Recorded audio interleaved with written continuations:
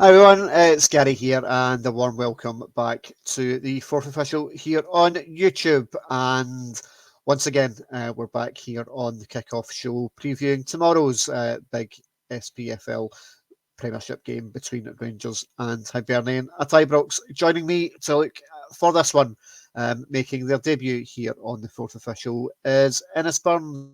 A warm welcome, Ennis. How are we this morning? Not too bad. How are you guys?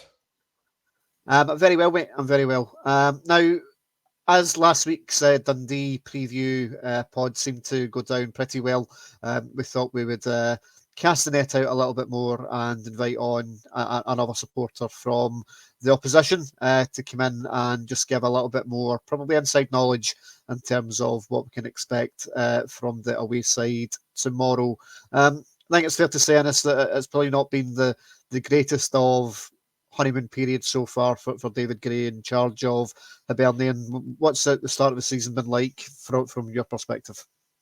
I think that you're seeing improvements, to be fair. And one thing you will get with David Gray is that the fans will back him to the helm. Now, I know just before this podcast, I was forbidden from mentioning one game in particular, but he really is. He's a club legend, and to be honest with you, we've not had a lot going for us since that period of time when we had that bit of rivalry with Rangers and we had that silverware. We got to two League Cup finals that season. And it has just been quite grim since. And David Gray seems like that, that nostalgia feel. He's a big figure in the club, and the fans will back him to the helm. And I think we do need that, to be fair, because if we were to bring in someone new and he didn't hit the ground running, it was going to turn awfully sour like really soon because it just hasn't been good enough. I mean, eighth place last season is just nowhere near good enough for him. It's not for a club our size and not for the amount of money we're spending as well. We just should be doing better. So I think it was a smart move bringing David Gray in from the boards. And as I said, they will back him to the helm. He got off to an awful start, losing 3-0 at St Mirren. I mean, that's just not good enough for any Hibs manager. There was always going to be a bit of time where he's getting a feel for the game and getting a feel for how he, manoeuvres the tactics in the game. He got it wrong against Dundee, in which we were really comfortable at home. We were 1-0 up. And he decides to bring on a third centre half and invited on pressure. That was a bad move, and we ended up drawing that game. But he's still learning the trades. I think we've seen enough that he's identifying what's wrong with the team. He's making those changes. And we're actually starting to look a bit better. The St Johnstone game was a lot more positive, as was the Killie game. So we're really hopeful going forward. I mean, it's a real shame that next game is Rangers at Ibrox. It's not somewhere we've won in a while. But we're hoping to put in a good performance and make a good account of ourselves tomorrow. That's all we can do. Yep, and when I was speaking with Nicola last weekend about the Dundee game for the Premier Sports Cup last weekend, we spoke a little bit about the Ibrox factor and obviously Rangers being back there as opposed to the start of the season where they played at Hampden, of course. Now, news came out this week regarding that the Copeland rear is going to be in operation, so full house expected at Ibrox tomorrow. But there has obviously been a bit of a delay in terms of confirmation regarding away allocations for the Hibs support coming through from Edinburgh for tomorrow. How frustrating has that been from your perspective in terms of not knowing whether or not away fans were going to be able to come through? It's been incredibly frustrating. I just think that in these situations, it's always the fans that lose out. To have not had any updates 3 days before, I think even on both clubs was shambolic, to be honest with you. I was out on Twitter saying last week that we should have walked away from the discussions last week and said to the fans, look, back the club, fill out the stadium without them in the return fixture. If Celtic can do it, why can't we? Seems to be a rule for the old firm and a rule for everyone else. But the horrible part about it is Hibs are thinking about money and that income that you get from when Rangers do come to Easter Roads. We can't risk not having that. But it just seems so unfair that 3 days before you still didn't have an answer. Okay, they finally got it, but you might see less Hibs fans come through tomorrow because it's so short notice. And for all that build-up to then be charged 36 quid for a ticket, admittedly, I'm one of those people that's end up buying a ticket. It's just all felt very poor. And the SPFL really need to come out and set some rules here because as frustrated as you guys will feel in the Old Firm derbies with no away fans as well, there needs to be some clarity here going forward. We can't just have clubs making it up as they go along. I made the point as well when Celtic made that decision not to let any away fans. They're essentially guaranteeing themselves 3 points in the fixture where they're most likely to drop points. Not having any away fans, it's a key factor in any football match. So it was really disappointing, and I feel like the fans are never thought of first and foremost. It's all egos in a boardroom, and it just wasn't good enough. Yeah, like obviously the delay from Rangers side is obviously we've been waiting on the planning permission for the Copeland Rear to be opened up fully, because I think if it hadn't been with the number of season ticket holders, it would have had to have been relocated elsewhere in the stadium. I think that's what the delay was, but no, I completely agree. It's not been great. I think from a Rangers fan perspective, the delays in the building works this season that caused us to have to go to Hampden, that takes a big advantage away from the club, because you're not playing your home games at home, so it's not been great from our perspective either. Don't get me wrong. I'm not sitting here saying it's easy to run a football club and organise all these things, and I think fans forget that sometimes. It is incredibly difficult. It's such a big organisation. It's so much to organise for a match, but to give a bit of notice, a bit of communication would have been good, to be fair. Like to say to fans, 2 nights, 3 nights before, to say, right, okay, the tickets are coming out now. It's just like, oh, come on. It's just a bit poor. And I think if it was the other way around, the media coverage would have been insane. If Rangers fans 3 nights before didn't know whether they were coming to Easter Road or not, I think the media coverage would have been very different. Yeah. Okay, let's look at the match then in a little bit more detail in this. Beginning obviously with team lines now. Obviously Rangers on their way back from Sweden. Excellent 2-0 win against Malmö on Thursday night in the Europa League. But we're now into that stage where it's Thursday, Sunday now for about the next 3 months. So that might give opposition teams a little bit more of an advantage, because there is a very short turnaround time there. Obviously, Rangers got some injury worries at the moment, with particularly in the wide areas, with Rabi Matondo, Oscar Cortez certainly going to be missing. We do expect Hamza Igaman to be back and available as an option up front, after passport issues stopped him from being able to travel to Sweden on Thursday night, meaning that Cyril Dessers had to play the full 90. So I just wonder whether or not Igaman might be one to start tomorrow in terms of up top. I think Nadim Bayrami was very impressive in his first start for the club against Malmö on Thursday night in Europe. Goal after 50 odd seconds, and very influential in terms of creating other opportunities that were spurned by, let's be fair, and quite poor finishing in certain respects on Thursday night. I'd expect Hefty to come back in at left back, as impressive as Narisho Kazanviro was on Thursday night. I do expect Hefty to come back in there, but you know what you're going to get from this Philippe Clement Rangers side. You're going to get that 4-2-3-1 type formation. Some of the players may flit around that, but the style's pretty much set in stone now. And from a Hibs perspective, you kind of know what you're going to be facing. Yeah, I mean, even if Rangers have to bring in players on the bench, it's usually quality that's above Hibs, just through the money Rangers have compared to Hibs. It's just, it doesn't really matter who comes in. It's going to be a good player. I know there is, there's something to be said about a consistent team playing every week, but when Celtic and Rangers bring in another player, it's usually someone that's, that would walk into the Hibs team. So, Hibs need to be at the top of their game. We know that. The last time we got a result at Ibrox, it was a very different story. I think Rangers were still in a transitional period, really, up until Steven Gerrard came in, and it was before that Hibs had their good period against Rangers. Since then, I don't think we've won at Ibrox. So Hibs need to be at the top of their game, and it's just the usual story. We need a little bit of luck from the officials. We need the home crowd to turn. I actually think Clement and Rangers are a really decent side.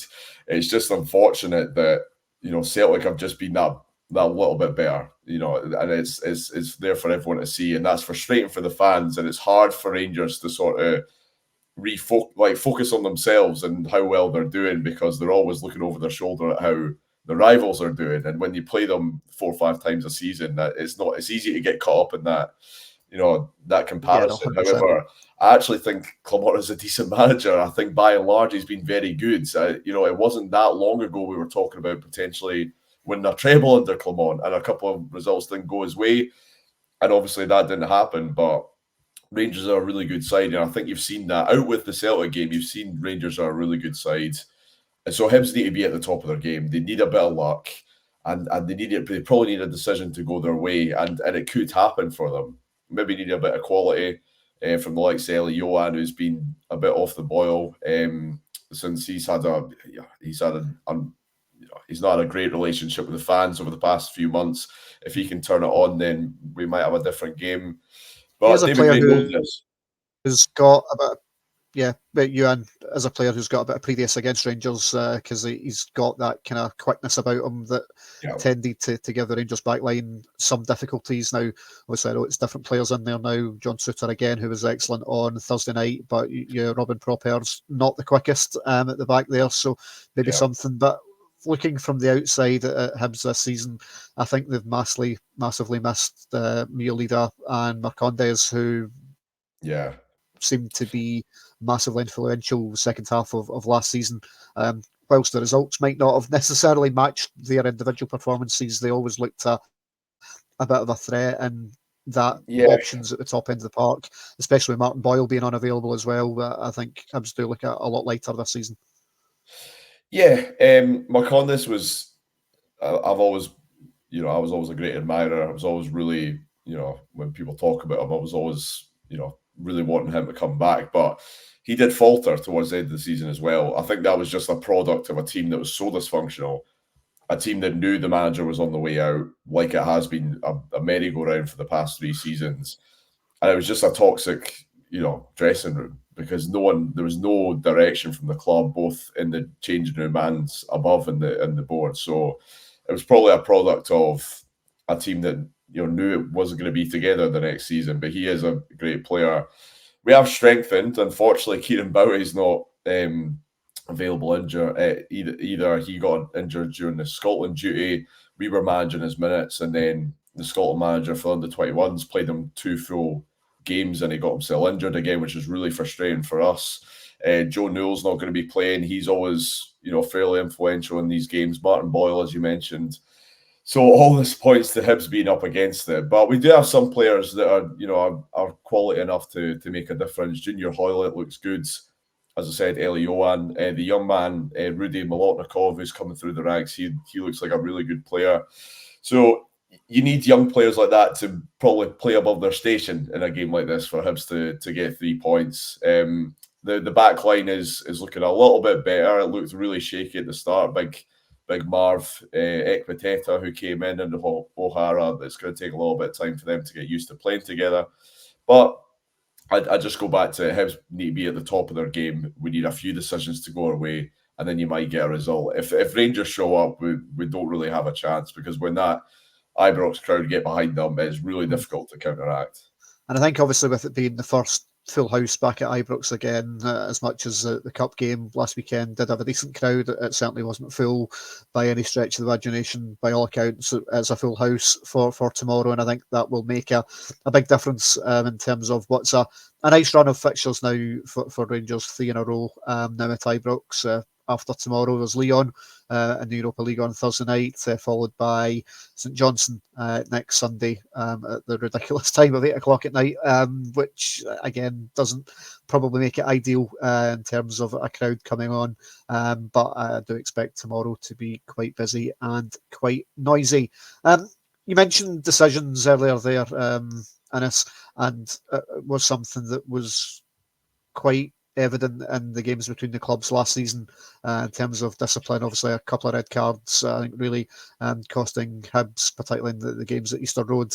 Mariah Welsh, straight red after coming on in the game up there as well. But he's a player who's had a lot of minutes this season. Has he changed his game a little bit from that, or is he still quite combative in there?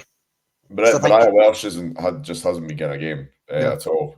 So we brought in Kwon from Celtic, who's looked fairly solid. I thought he looked a bit passive against St Johnstone, but he has looked, he's looked like a more physical presence that we've needed in the middle of the park. We've brought back Nectar Triantis as well on loan from Sunderland, who looks like an absolute revelation. I don't know what's happened to him, but he's spraying passes about taking men on like I've never seen before. So the midfield is in a better place. We'd have liked to see Joe Newell in there, but no, Mariah Welsh won't feature. He has been a bit of a hothead. He did play in the game against St Mirren, and a lot of his challenges were reckless, as you seen against Rangers. I mean, I know it was controversial, that red card, but when you're going in at that pace and that speed, you're giving the ref a decision to make. So, but yeah, no, the decisions will, play a big factor. We do need to keep the heads. We can't have 10 men on the park to get a result on Sunday. So, but yeah, Mariah Welsh won't feature. Yeah, talking earlier about young players as well. Josh Campbell, a player who kind of burst onto the scene a couple of seasons back, as one who, again, is maybe starting to find a little bit of form again. I think, especially last year, I think was massively disappointing, I think, from him on a personal level, where he kind of went off the boil. But he's starting to show signs that there maybe is something. Well, I mean, this boy Rudy is actually starting ahead of him now. The young lad's 18-year-old. Listen, I don't want to speak badly about a Hibs fan, and I'm always quite hesitant to go in too hard on players, but I've never really been a massive Josh Campbell fan. He's come up with a lot of decent moments. There's been a couple of times where he scored 1 or 2 goals, even 3 against Aberdeen one game, but he just seems to ghost a lot of games. I don't see him, running a marathon for 90 minutes. I feel like he ghosts a game, and you can see that in the last few weeks. David Gray's made the decision to bring this young lad in ahead of him, Rudy, and he's been brilliant. He's always energetic, looking for the ball, turning, looking for a pass. He's honestly been night and day better with him in that cam role compared to Campbell. So he had an okay start, Campbell, but it's just not been good enough to keep his place. No, but lots, I think, to look forward to tomorrow. I think it's always a good game when Hibs come to town, because they try and play a little bit of football, which is something that we don't always see as Rangers fans. We visit teams coming and they look to park the bus and make it stuffy and try and do it. It's something Hibs have never really done at Ibrox, particularly.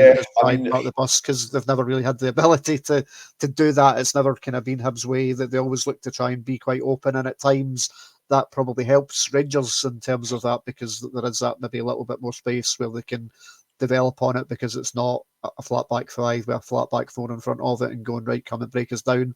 Hibs do sometimes look to try and play, they'll play more than one striker at times, for example, and that generally does make for a better game, if not necessarily for a result from Hibs' perspective. But it's better to watch.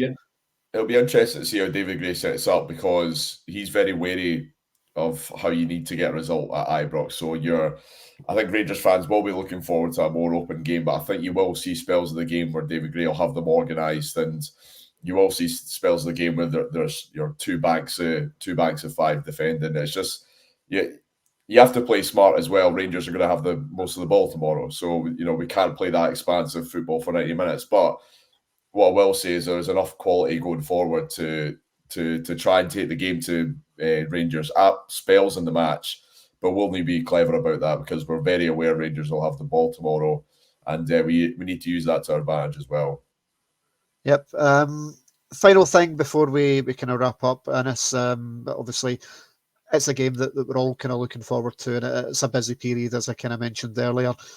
From a Rangers perspective, who are you looking for? Well, not looking forward to seeing, but who do you think that the danger men that will be that can hurt Hibs tomorrow? I'm not looking forward to watching them. That was a wrong choice of words there, but in terms of who do you think? Cortez fit?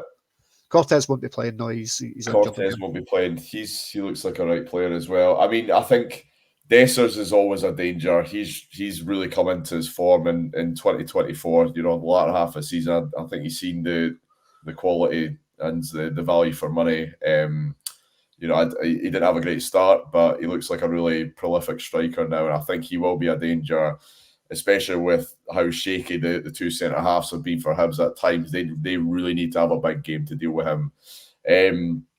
Tom Lawrence for me is always a danger. I really liked him at Derby. He was always a FIFA career mode purchase of mine at times. So I think he'll be a danger as well. So if you were to pick one, I'd say Dessers, but there's a few in there like Lawrence as well that we need to keep a close eye on as well. Yep, another really good performance from Conor Barron in Sweden on Thursday night. And I think from a Scotland perspective, he's got to be one that's firmly knocking on the door. I know his position is fairly well subscribed from a Scotland point of view, with likes of McTominay and Gilmer now out at Napoli and people like John McGinn. But he's been excellent at the start of this season, and I would massively expect him once again to be called up by Steve Clarke for the next international break.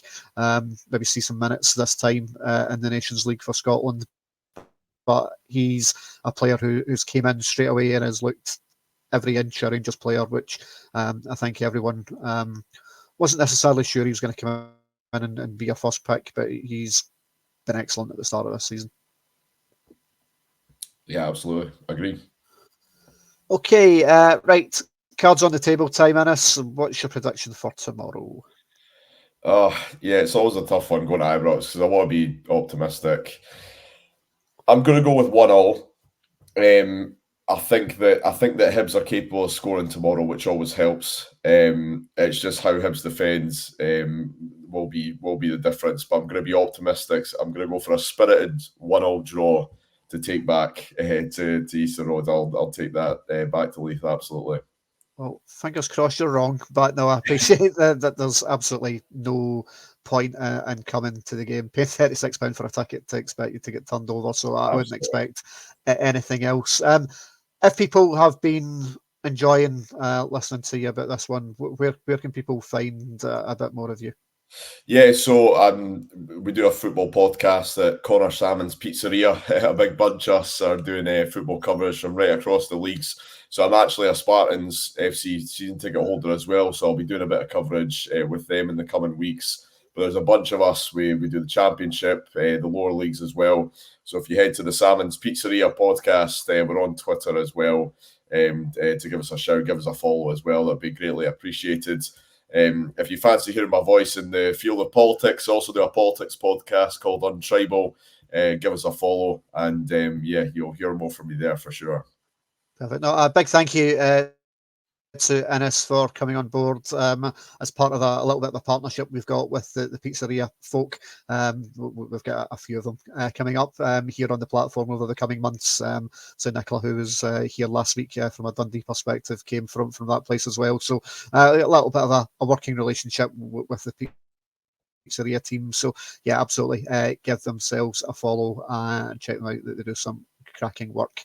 Full coverage of the match will be on our Patreon site, which you can get if you're not already a subscriber. Come and find us. It's patreon.com, the fourth official. And as you'll have seen on my social channels over the course of the last couple of weeks, we've got a big YouTube channel season starting in October, the Greatest Rangers Strikers, multi-episode show here on the YouTube channel. Voting for that shuts at 12 o'clock tomorrow, so just before kick-off. So if you've not yet cast your vote, please pop your nominations in the forum, and we will be running that down over the coming months here on T4O YouTube.